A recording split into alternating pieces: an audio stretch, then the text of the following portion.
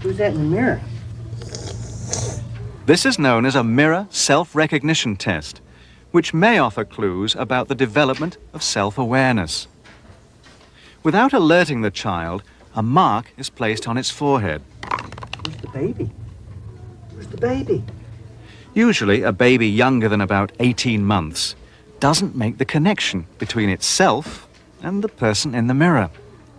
The child may even look behind the mirror for the stranger it sees. Hi.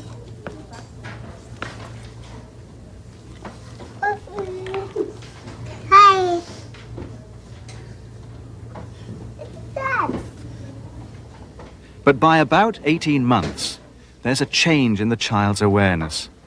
Now it notices the red dot and the link between itself and the image in the mirror. It's not ready. What's not red? My this. My head.